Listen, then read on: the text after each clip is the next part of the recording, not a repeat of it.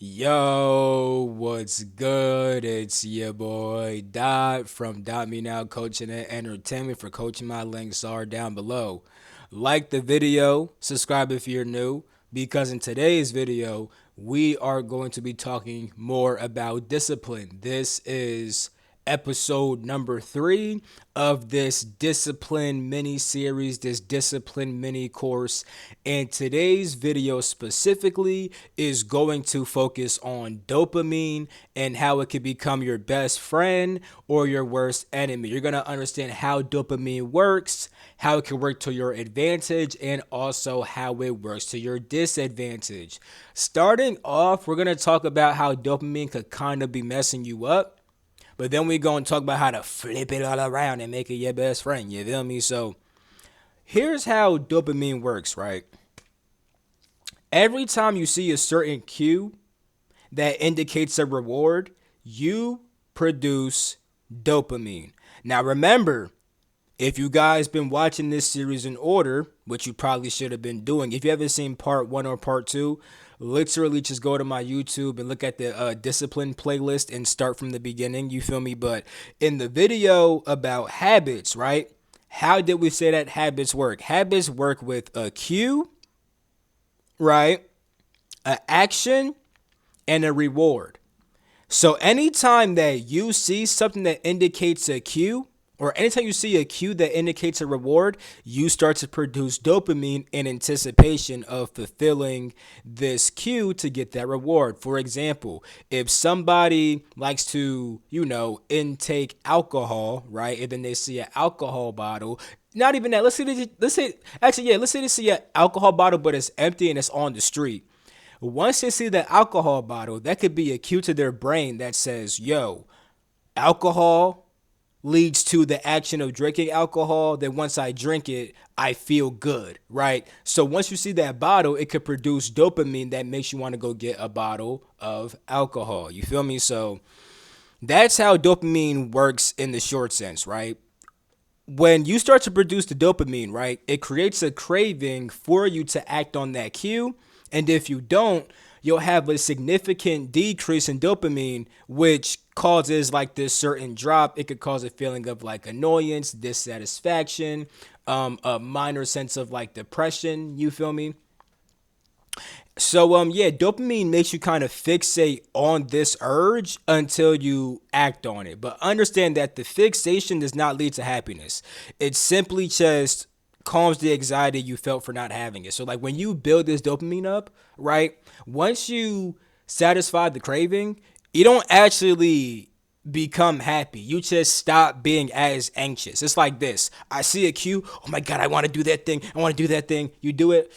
Now I'm back to normal. But you're not like, oh my God, I'm so happy. You're just back to normal. You feel me? So understand that, because whenever you see cues that lead to bad rewards, because understand that a reward does not have to be good. Like you could make it good, but you know what I'm saying? A reward is just what feels good to your body. And a lot of bad things feel good to your body. So it's important to understand how dopamine makes you literally crave a certain reward when you see certain cues, right? Dopamine responds to all the senses and it makes you want to satisfy cravings. It does not make you feel good. It just makes you want to do the thing which you think feels good and which you think is good, right? So that's important too, because dopamine could trick you into thinking that, yo, if I just do this thing, it's going to be so good, so amazing. And that's because you kind of think it may be good for you, but deep down inside, you know that it's not. You feel me? Understand that dopamine rushes are the strongest when the reward is right in front of you. So, for example, right, if you see an alcohol bottle and the alcohol store right next to the bottle, you're going to have way more incentive to get it opposed to someone just mentioning alcohol. Because if you see an empty bottle versus someone just mentioning it, like you hear it on TV, the empty bottle makes you want to get it more because the reward of drinking a bottle is more inside your sight. If you just hear about it, it's not as strong. So understand that the rushes are strongest when the cue and the reward for that cue is right in front of your face, which means that the less available the reward is, the less rush that there is and the more chances of resisting. So if you know that seeing certain things make you want to do certain things, make sure you limit how much you can see this thing and also limit your ability to satisfy that craving with a certain reward. For example, you may not be able to avoid hearing alcohol being mentioned, but what you can avoid is always being near a liquor store by just not going near liquor stores unless you actually live near a liquor store. You feel me? But you get my point. When the stuff is not around you, right? You feel less of a urge to actually do that thing. You feel me? So to combat dopamine, right? Be aware of dopamine rushes and the cues that cause it, right? Be aware of what makes you feel this energy to make you want to do things. So whenever you do things that aren't the best for you, understand what cues you see in the outside world, or even this again mentioned to you, or what thoughts, right? Notice the cues that lead you to actually feel like wanting to do these things. Once you do that, get all cues out of sight. You feel me? Don't go near any of your cues, and create roadblocks that give more chance to exercise self-control. So for example, right? Let's say people have a corn addiction. Okay, get all the cues out of your sight, right? If you have anything around you that makes you feel lustful, get it away from you. Don't go near your cues. Don't just scroll on Instagram all day. Don't go to clubs where you might get easily excited. I don't know, whatever makes you get us. Don't go near them, and also make roadblocks. Block the corn website on your phone. You know what I'm saying? Do certain things that block you, right? So and this is also good for like when you're trying to be productive, because when you're trying to be productive, what happens oftentimes is we try to be productive, which dopamine can make you want to be productive. But then at some point, like let's say that you have trained yourself to feel rewarded after you did something that was hard, right? If you're doing something that's hard and you can't complete it, it might actually drop your dopamine, because dopamine only feels satisfied when you actually complete the cue fully and get the reward. If you don't complete the work, it's going to drop and you won't feel like doing it. And then your brain's going to chase other things to satisfy that craving. And this is when people try to be productive, but then they see something that outside, like let's say you try to be productive, right? But you have fucking weed right in front of you. Once you get tired of this fucking shit, it's like, fuck, I can't do this shit. Oh, weed, let me roll up real quick. Smoke. Cook yourself. You feel me? So get all that shit out your sight and make roadblocks to getting there. You feel me? Make roadblocks that prevent you from getting to that place, right? Now, the next thing you could do is also reward yourself, but only when you schedule rewards. So if you time yourself, or you make a schedule like, okay, when I accomplish this thing, I'll give myself this reward. When you actually schedule rewards for yourself, it's easier to overcome your brain's craving for a reward, because number one, if you set up a schedule for it, your brain's going to learn the schedule and only produce dopamine when your brain knows it's getting close to that reward. You know what I'm saying?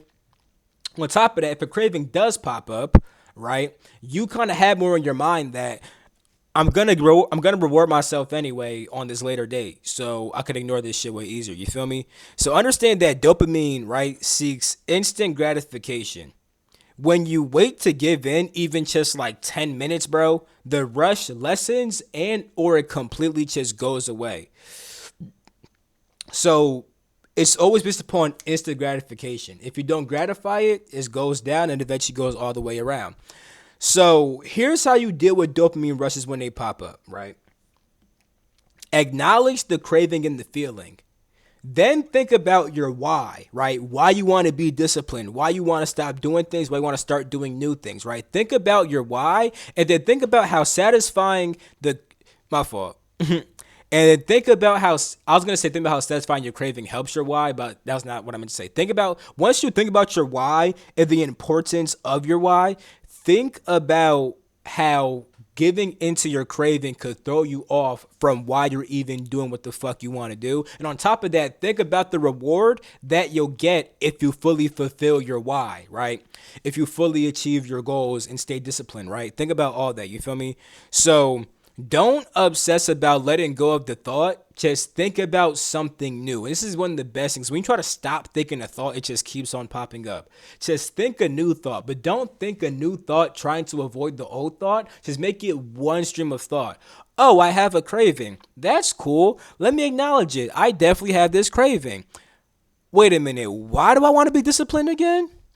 Oh, yeah, because I want to achieve this goal, and I can't do it while being or I want to achieve this goal and I can't do that if I satisfy this craving. And if anything, if I don't satisfy this craving and I wait till I complete my goal, I'll feel even more. I'll feel even better. So yeah, I'll just not do that. You know what I'm saying? Opposed to being like, I had this craving, I gotta stop thinking about it, think about something else, something else, something else. It's a different energy. Just make it one stream of thought. Craving pops up, you acknowledge it, think about your why, think about how your craving throws you off. Don't give it to your craving. Simple. You feel me?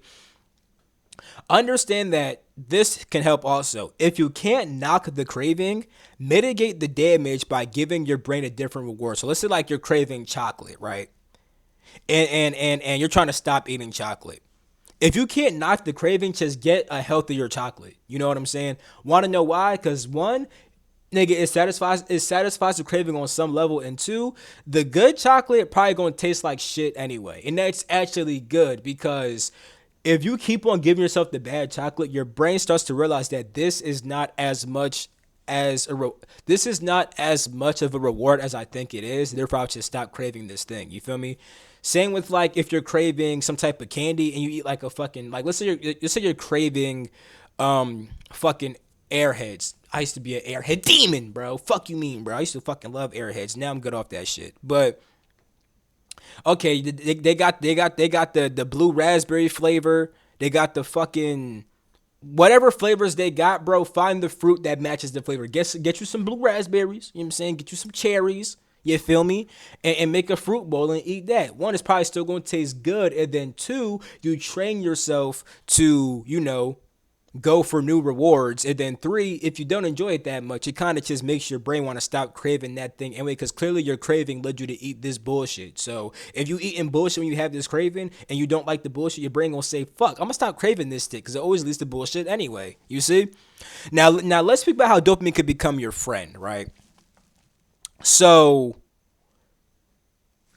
understand that dopamine knows about cues based upon specific rewards it got for that stuff in the past. So let's say that one time you saw the bottle, drunk the bottle, felt good. Because you felt good after seeing, drinking, and then feeling, because that happened, your brain says, oh, so when we see bottle and then we do this thing, we feel good. Oh, okay, bet. We're just going to keep on doing that shit then. You know what I'm saying? Your brain only knows what a cue is based upon the rewards that it got for that thing in the past. And understand this once again, dopamine is released in anticipation of rewards, not when you get the reward. People think that dopamine is about when you satisfy the reward, now you release dopamine. No, dopamine is released in anticipation and then it calms down when you fulfill it, which is actually fucking amazing because this means that dopamine could become a very powerful driving force.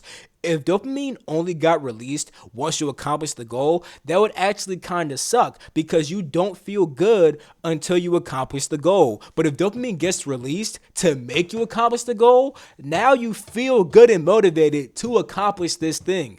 You see, that's very important. So because it is, understand that you can also crave good rewards too, right? For example, eating healthy food after a workout, right? You do a workout, it's hard, but it leads to amazing healthy food. You see what I'm saying? It could also be like after you meditate and read, you could play the video game. You know what I'm saying? Cool. Right? If you do smoke and don't want to give up smoking, simply just smoke after doing something productive. You see? Because when you want to smoke, you'll start to think, oh, I can only smoke if I read this book. You see? So you can literally train your cravings to make yourself crave doing good things to get a reward, And since dopamine is stronger, when the reward is immediate, break your long-term goals into shorter goals with rewards. So most people have like a big goal, right? Break down this big goal into small goals that have rewards, you see? Because this means that anytime you want that reward, you'll be motivated to achieve one of those smaller goals that lead to your big goal. Now, what are some different rewards? Like I mentioned, healthy food is a good reward. Experiences like going to a certain place, doing new things, listening to music, simply just taking a break, taking a nap. One of my boys, his name's Sharon. You feel me? This nigga been posting on his fucking story about how he's the most lazy disciplined person ever because he takes mad naps but still gets work done. It's crazy because nigga, he said this shit like a month or two ago. Now I remembered that shit. Then I thought about him saying that shit again randomly. Then he fucking posted shit on his fucking story the next day. I'm like, okay, cool. Sharon, if you're seeing this shit, what's good? Anyway, with Sharon, right? I don't know if you peeped this shit, but nigga, that's kind of how this shit works. If you are a person who is getting work done, then you take a nap, get more work done, take a nap, you're doing this shit perfectly because you're giving yourself a reward, right? For doing something productive. So him calling himself the most lazy, disciplined person ever is actually inaccurate. He's just being disciplined. And the way to be disciplined is to give yourself good rewards for doing good actions. I'll be right back. Yeah, like I said, bro, taking a nap could be a good reward, bro. That's what Sharon do. You know what I'm saying? I don't know if you know it for real, but that's what he's doing. He's giving himself good rewards for doing productive things, right? Also just plan something pleasant. Whatever you find to be pleasant to you, just plan something that's pleasant for yourself. You feel me? You can also find ways to just relieve tension, right? You could relieve tension, whether it's getting a freaking massage or sitting inside of a sauna or sitting inside of a hot tub. You know what I'm saying? Novelty is amazing. Novelty is doing something new, whether it's a new workout, new healthy food. You find a new way of doing things. Our brains like novelty and variation. They like to have a variation of rewards and also have new rewards coming to them. Watching TV could be a good one. Playing the game, I think I said that also. You feel me? Like I said, if you want to keep on doing that, that's a good one. You know what I'm saying? Yeah, just find things that you enjoy doing that don't really cause you that much harm, and then just make that your rewards. You see? So yeah, this is how you make dopamine your friend. You simply just use it to make you crave good things by changing up the rewards that you give to your cue, which you should already be doing if you watch my last video about habits anyway to make discipline habitual. This is why making discipline habitual works, because you start to get programmed to crave good things. You feel me? So, yeah, man, this video right here, hope you enjoyed. Like, comment, subscribe, share this video. I love you. Catch my next video. I'm going to link down below. Like I said, I love you. Catch my next video. Peace the freak out.